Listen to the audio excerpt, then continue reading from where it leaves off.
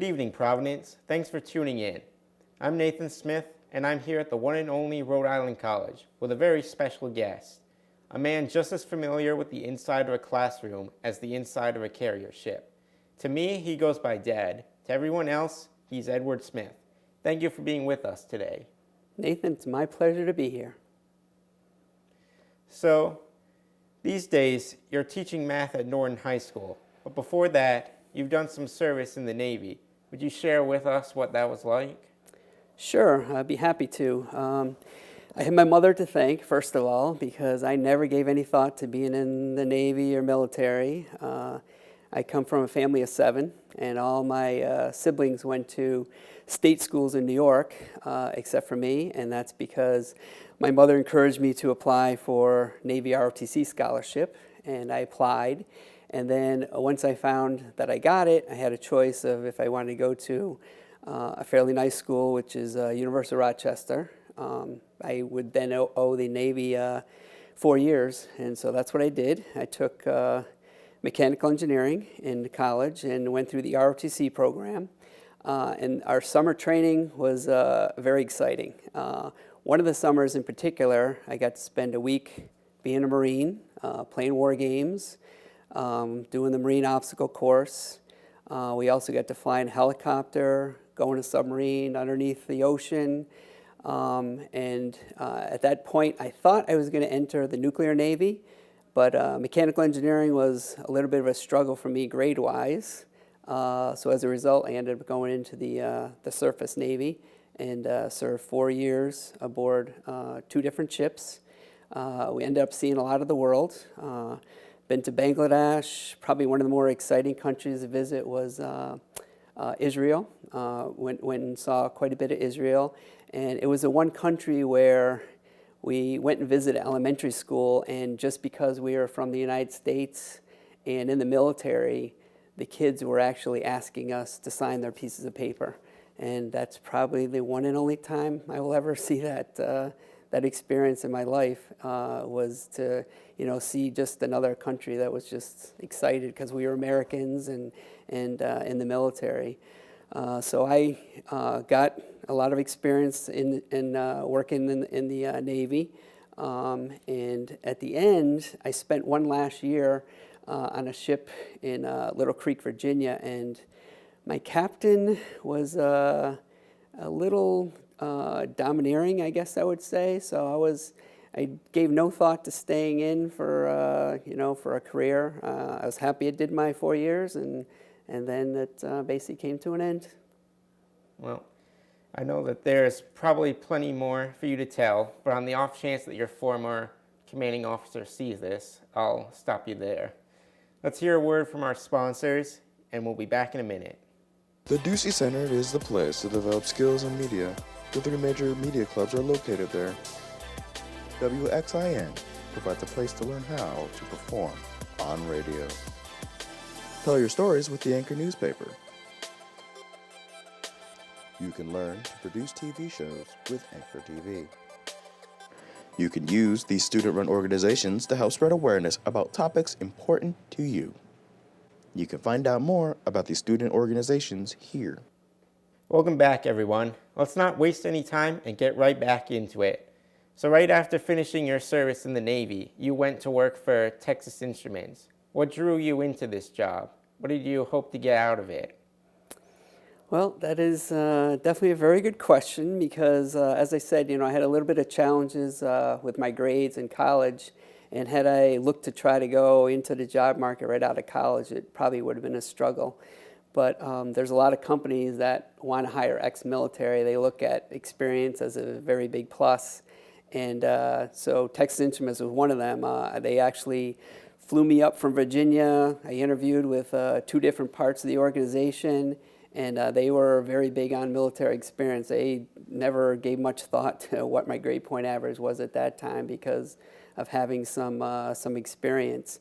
And so I ended up getting hired by them and going to work as a production supervisor, even though I didn't necessarily know what the job was going to be like day to day.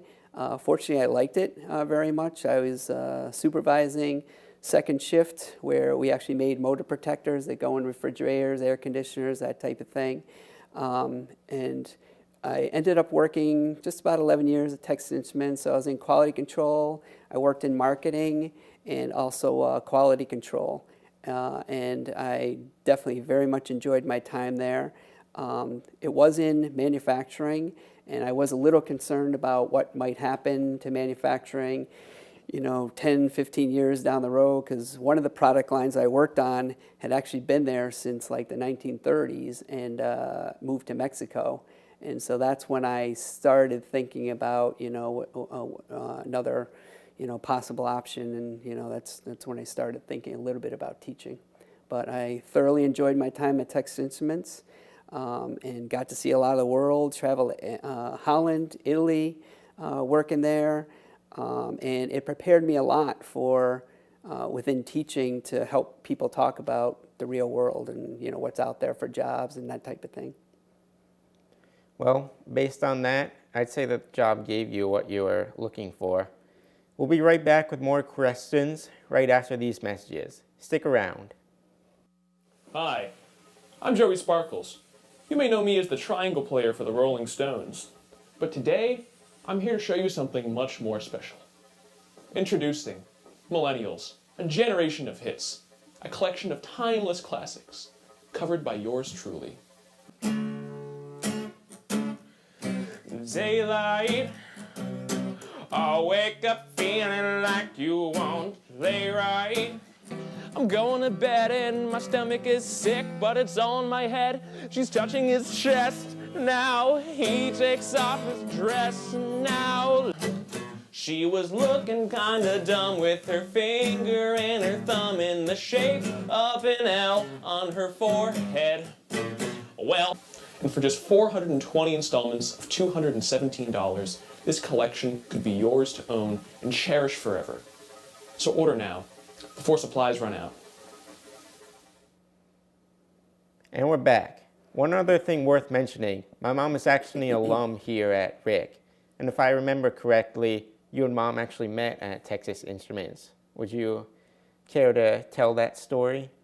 Sure, I would be happy to tell that story. One of the things I had mentioned, one of the jobs I had at Texas Instruments, I mentioned was working in quality control, where I supervised inspectors and a couple other people involved in quality. And one of the people that worked for me was not happy with her job because it had kind of changed over time, and she thought that she was underpaid and was not, her job was not classified the right way. And it happened by coincidence that was what Donna, my wife, your mother, that's what she was doing at the time, was she was doing job evaluations. So she came and basically, looked at what that woman did and had to do a write-up and all that. And that's really how we met. It ended up being that the person was not happy about her evaluation, and I think within 3 or 4 months or so, ended up actually leaving the company, but it did work out for us because we met, and I think one of the first things we went to was to see Les Miserables play here in Providence. We saw Blind Boys from Alabama not too long after that, and those were just 2 dates that really headed us in the right direction, and we eventually got married. You must have told me this story before, but just to hear it all again, over 25 years, still going strong, it's just a really nice story. We have one last commercial break, and then we'll be back with our final question. Stay tuned. Sick of walking everywhere? Is the bus getting too crowded? Are you just looking for a sweet new ride? Come on down to Rick's Car Lot.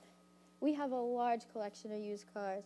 The cars you used to hotbox with your friends, your childhood van, including the snacks you left in the back seat. Remember the SUV you had to sell after Grandma got into one too many accidents? It's in our lot. You need a car fast, and we've got it, with no money down and no interest. So come on down to Rick's Car Lot. We have the car you've been dreaming of. Welcome back. These days, you're teaching at Norton High School and plan to keep at it a little while longer. It goes without saying, but the job of a teacher is to, well, teach. But I guess there's plenty of learning that goes along with it. What are some things that you feel that you've learned as your days as a teacher? That is also a great question, and definitely hits home because I mentioned, I was concerned about manufacturing and what was going to happen in the future, so I started thinking about other careers, and teaching was one I always thought I might like. And I was very lucky at the time because Massachusetts had a program called the Massachusetts Teachers Bonus Program where they were trying to recruit people from other industries to become teachers. And essentially, you did not have to go back to school and get a teaching certificate. You had essentially 6 weeks of training one summer, which was at a couple of the UMasses. We actually had classes at 2 of the different UMasses. We taught summer school part of the day, and after 6 weeks, you had a teaching certificate and you were in the classroom. My first year was at Attleboro High School, and I have to say that I thought that I might have made a mistake because I did not know how to discipline at all, and as a new teacher, I was given the toughest classes that some of the veteran teachers didn't want. So I had some very challenging experience my first years, my first couple years really. One of them in that school was the kids were clever enough that a couple of them actually brought in screwdrivers one day and actually unscrewed all the screws from underneath about 5 of the desks without me even noticing that. And it wasn't until the next class comes in that they all say, look what happened to our desk. And because I was a new teacher, they were always doing things like that to just kind of mess with you, try to drive you crazy. Had kids padlock some desks together. It was a very challenge. And I have to say it was a trial by fire. It probably took me 2 years, I would say, to start, getting a handle on kind of how to control kids. So that was definitely one of the things, a huge learning experience for me was how to handle, kids in the classroom. And even now, I try to help out the new teachers, but it's still is a lot of trial by fire. I know Rhode Island College is a big teaching school, and I still think, just in general, the profession needs to do better with new teachers. Even do student teaching and all that, but it's one thing, your first year when you have your classroom, it's very tough to learn the subtle things of what you need to do, in order to discipline a class.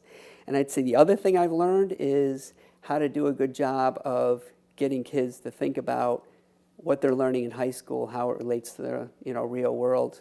And having worked in the military, worked in business, I think I am better able to do that than most other teachers because I can get them to see that what they're learning in high school is preparing them in a general way for the real world.